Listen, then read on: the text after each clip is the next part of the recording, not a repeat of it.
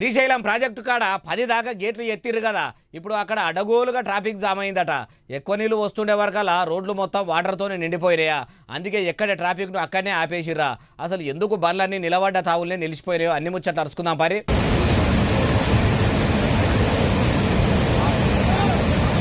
అబ్బరే బాపురే, పామంకొలలో ఉన్న రోడ్డు మీద వాహనాలు చూడుండ్రి ఎట్లా నిలిచిపోయినాయో. మంచుకొండల నడమ ఉన్న అడవి అంటుకుంటే మంటలు లేస్తున్నట్టు ఎర్రెర్రగా ఉన్నది చూసి నిజంగా అడవి అంటుకుంటున్నదేమో అనిపిస్తున్నది కదా.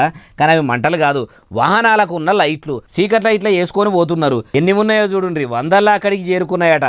అంతగానం వరదలు వంగుతున్నాయని వార్తల్లో దినం రానేవట్టే. మన బాలన్న ముచ్చట్లలో కూడా గేట్లు ఎట్టెట్లా ఎత్తుతుంటే అట్లట్లా చూపెట్టుకుంటా ముచ్చట కూడా చెప్తిమి. తెలిసి కూడా ఎందుకు వచ్చిర్రంటే అన్నిగానం నీళ్లు ఎట్లా వారుతున్నాయని ఇంటికాడ ఉండి చూస్తే ఏం మజా ఉంటుంది. సీదా లొకేషన్లకు పోయి వ్యూ పాయింట్ కాడికి వెళ్ళి చూస్తే అస్సలు ఉంటుంది.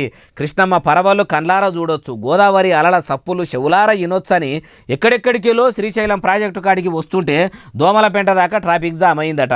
ఏం తక్కువ 15 కిలోమీటర్ల పొడుగుతో బండ్లు నిలిచిపోయినాయట.